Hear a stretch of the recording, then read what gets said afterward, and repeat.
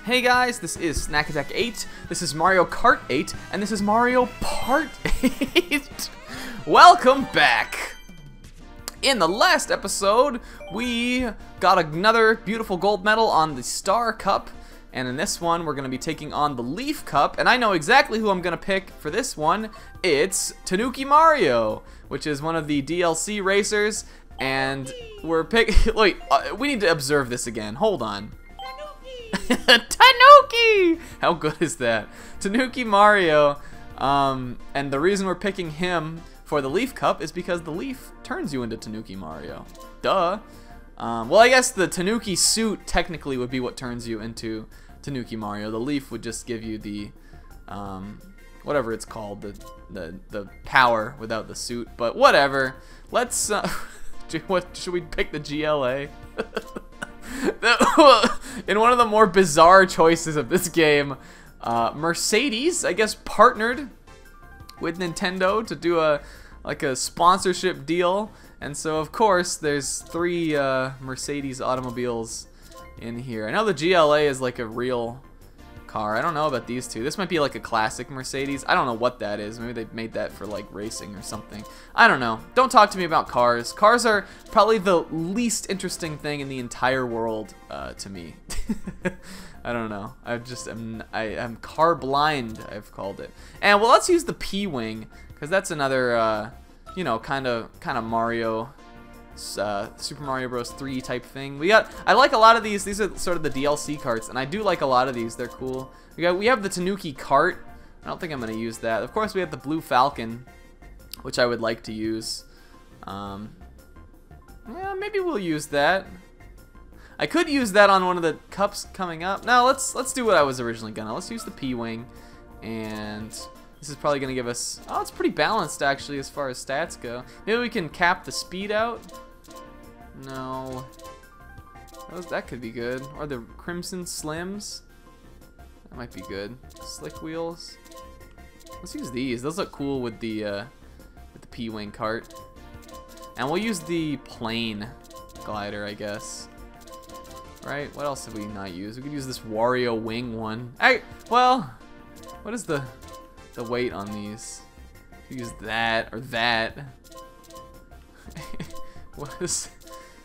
And I want the acceleration though. Let's use. I don't know why is this. I'll use this one. I don't know.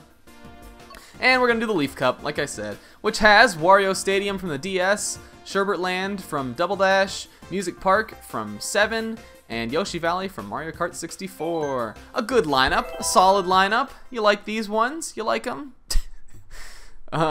Yeah.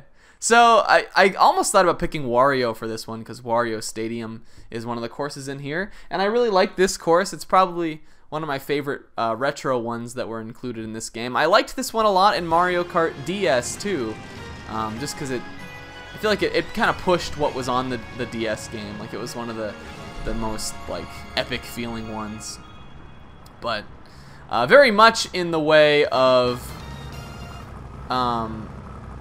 Wario Stadium from the N64 game. This is, you know, it's like a stadium. It's like a dirt bike, like derby kind of thing, which I think is always a cool theme for courses. That went right past Morton. Damn it! I like the way this is controlling. Our turning is not as tight, I'm noticing, but it's fast, and you like speed, especially for a flashy course like this. I don't know why. I feel like Wario might consistently have like the coolest courses in Mario Kart. Like we just did Mount Wario last time, and I know that's not necessarily, you know, there's really not too much in Mount Wario that's like, you know, that kind of embodies Wario the character, but it does count as one of his courses. But I don't know, he just always gets cool ones. Like I like this one. I like Mount Wario. I like Wario Coliseum from Double Dash. That was a cool one. I actually don't like Wario's Gold Mine from Wii. That's in this game too, and that course sucks a big old fatty. But mostly good. Waluigi actually's got some great courses too. His Double Dash one's good, and he's got Waluigi Pinball, which is like one of the coolest Mario Kart tracks of all of them. I love Tanuki Mario. He's got so much personality. I really don't play him that much, but I should more. He's probably one of the coolest. He probably is. Maybe not the. Link is pretty hard to beat, but he's one of the coolest DLC racers. We're here on the 3rd lap already, because our P-Wing is just rocketing through here. Get all these coins, and maybe we'll just point out some cool things around here. I like this little dirt bike section, which you can now trick off to make it even faster feeling. Got these big humps, these lovely lady humps. Wario's got some nice humps and lumps. There's the big difference from this course is it's got this 3D segment now, which I think, why do I keep saying 3D? Zero gravity, 0G segment, which is cool, and then there's this water bit. Neither of these were in the DS version, nor was this hang gliding portion, but it's pretty short. But just a cool one. That one's just, I think, always just fun to drive on. This may be the opposite of some of the tracks that we played in the Star Cup, where those ones I think are really visually striking, but I don't like playing them that much. And this one it got a cool visual look, but it's not the most exciting. But I really like all the different parts of the course. Are we gonna highlight? No, I know which one we're gonna highlight real. But that's that one down. Coming up, what is it? Hello? Sherbert Land. Uh-oh, picking the Sherb. The Sherb. You like a Sherb. This is, I think, one of the biggest overhauls in the game as far as the DLC, or as far as the classic tracks go. Sherbert Land was in Mario Kart Double Dash. Like I said previously, I knew we were gonna spin out. I don't know why, I just am not getting the timing on that right. These videos. And I did not like this course very much in Double Dash because it had these obnoxious bits where it was really easy to fall into the water. However, with the Wii U remake, all the water is like go-inable now. So that whole issue has been resolved. And there's a couple other things that have been changed that I think make it a little bit more forgiving. Maybe it's just the fact that I played this course when I was a kid, but I used to, on Double Dash, I used to think it was so infuriating and frustrating. And every time it would come up in like the All Cup, which was the, you know, the cool like play all the courses in a Grand Prix thing, I would just like cringe because I knew I was never gonna do good on it. But it's received a big revamp here. I love the Christmas lights and the it's nighttime now. I think it was it actually took place during the daytime in Double Dash. We got these dancing, skating Shy Guys, which were there, and some, you know, the underwater bits I think offer a cool alternative, to the regular path here. There's a lot of different ways to go. Blooper, get out of here. I'm sitting pretty here though in my first place with red shells. The only thing that could really harm me at this point would be a blue shell, which, you know, easily could come up. Blue shells tend to do that. But we'll see. I think I'm sitting good. Oh, yeah, I spoke too soon. But look how far ahead I am on the map. Even Toadette, who's down there with a star, isn't even close to me because I'm just slaying it. We call this track "Pickin' the Sherb" because one time King Kienzen, my buddy, just said that. He's like, "Oh, look at." He was like, "I'm gonna pick the Sherb," and then I think I picked it too. Because in online you pick which courses you want to play. And he goes, "Oh, look at Snack picking the Sherb," and we just started calling it "Picking the Sherb." What's such a Sherb? If there were a real land made of sherbet, I would eat it because sherbet is good, dude.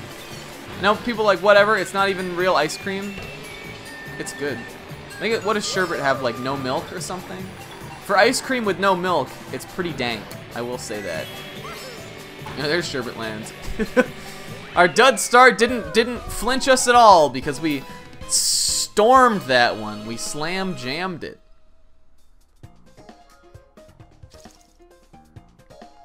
All right, and onward. I think this is the one I want to get the highlights of, if it's what I'm thinking of.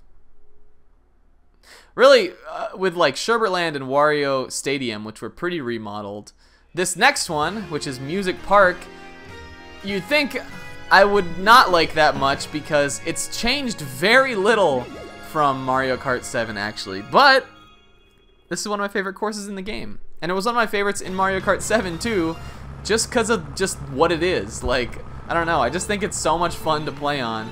I love the musical theme. What I will say about Music Park I think is interesting is I don't really like the music track that much. I think it could be a little bit stronger. I don't know. But, you know, the way the actual course looks and the whole feel of it, I think is really, really good. And even though it's pretty unchanged, I don't even think there's a zero gravity segment in here. It's pretty almost like unchanged at all from 7's version. I just can't help but want to pick it. Oh good, we got there just in time for the hang glide. I think the only thing that's different here, because I don't think it was tricking in Mario Kart 7. It was. I don't know if this part was in that though. If you're good with your timing the different beats on the rhythm there, you can get little boosts when the jumping music note guys slam down. But I was so excited to see this come back out of the tracks picked from Mario Kart 7 because I loved this one so much.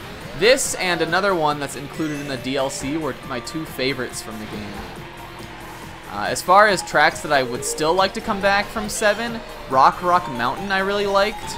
I think that one could be really fun in like a new Mario Kart. And what else? They brought DK Jungle back, which I was a fan of. Maybe Shy Guys Bazaar. Shoutouts to Alan Edgehead. I don't know. 7 has some good ones that I think should come back. Maybe that can be today's question. Out of all the Mario Kart courses that have not been brought back in a game, or maybe even that you'd like to see again, like in HD or whatever Mario Kart NX looks like, which ones would you pick? I definitely would pick some of the 7 ones to come, but I also, you know, like I mentioned, I would really like to see Wario Stadium from the N64 Mario Kart come back, because that's the only one from Mario Kart 64 that hasn't returned as a retro course. And that one is pretty simple. I think maybe that's why they haven't rebrought it, but you know, it's simplicity. You know, if Mario Kart 8 shows us anything, just means that they could really, like, totally revamp it and make something awesome. I think I could have gotten there we go. Show that off one time. We could jump on this little beating drum thing here, or I guess it's a tambourine, but I think that would probably harm us more than it would do us good. But I think I showed most of the alternate paths you can take in Music Park. I don't know, maybe that one's not that great, but I just love it. It's just like a guilty pleasure, fun one to me. I love when you're on the piano and you're drifting through it, and it's like it just goes down the different notes. I don't know, it's good. Everything's dancing too. The piranha plants are bopping, the music notes are jumping, bumping and a jumping and a jumping. Oh, and I wanted to highlight that one, and I messed it up. Now we're gonna have to highlight this next one, which is good. I still like this next one coming up. It is Yoshi Valley on Mario Kart 64, or from that. It is on Mario Kart 8, that's the game we're playing right now. This one also has received a huge makeover. In Yoshi Valley in Mario Kart 64, the gimmick was that you couldn't really see what place you were in, which was actually a hardware limitation of the game. I think the course in that, from what I understand, was too big, and they had to kind of get away with like the tracking system. But it's this huge course with all these multiple paths, and you really weren't able to see where you were at till the end. And this has done away with that. Of course, you can see what position you're in. You know, this game doesn't even have the little thing on the side that shows who's in second and who's in third and stuff. That's just, I guess, you're meant to find that on the little mini map. And I kind of liked that. I don't know why they took that away. But other than that, it's similar to Yoshi Valley still. It's pretty different in some ways. I don't know if that giant spinning egg thing was always there, was it? I remember Yoshi Valley used to have these little, the little porcupine guys from Super Mario Bros. 2, I believe is what those guys are from. And this version doesn't have those anymore. A lot of like the unique kind of enemies. What was that course we were just talking about that had some different enemies on it? I can't remember which one it was. One of the earlier episode courses. A lot of the unique enemies are no longer in this game, but they've all been replaced with stuff. Just this is like really the Yoshi track. This is like it's cool. I think it's a solid, it's a faithful interpretation of Yoshi Valley, which was never my favorite on N64. I think probably because I always just thought it was frustrating. The multiple ways to go though makes it fun, and this is another track that they used for the battle mode in this game, and I think it's good because it really does. Can we take the cannon? Which path is that? I think it's up here. It really makes it a fun, like, kind of guessing game as to where all your friends are at in the battle mode. Whoa! How do we get in second? How do we get in third? Oh my god, are you serious? Is the cannon path just slow? I actually never take that path. I always take this one off to the left. We can catch up though. We got enough course left to do that. Not a green shell is not really gonna help us in that, but hit somebody please. Or you can drift off or draft off of Morton. And I'm not phased by it. I think I have enough speed to pass these guys and stay in the lead here. Unless one of them has a mushroom and can take that jump, that would be bad. I don't know. Ooh, get a full drift. Nah, we did that. Here's Yoshi Valley. It's cute because it has all the Yoshis around and the eggs.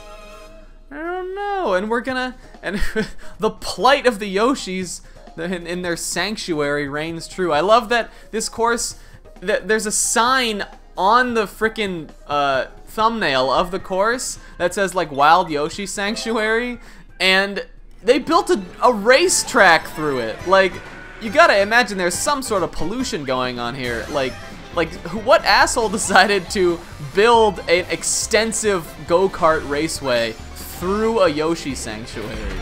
That is not something that happens. I don't know. We'll get some cool action shots with Mario in his nifty P-Wing car. That's good. Alright, we'll go to the results. And there's the Leaf Cup. Man, that one flew by. I feel like all the races were short there. Maybe it's just because I picked a fast vehicle. Usually speed in this game is not something that I'm excelling in, because I play a low speed character in general. So it was kind of fun to go and play Tanuki Mario in the P-Wing. That was neat. There's our race in Music Park. I guess this is the one they picked to show how great I did. Did I get first in all of these? Yeah, I did. Oh yeah, there's a 3-star.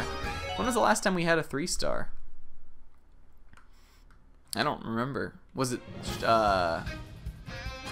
freaking Banana Cup or something?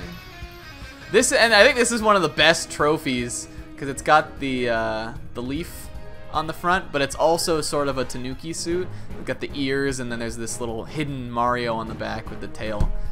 That's just good. We picked the right character for that one, I think. But let me know, you guys, what retro courses you'd like to see come back for a future Mario Kart. And as always, thank you for watching. I've been SnackTech8. Have a good day, y'all.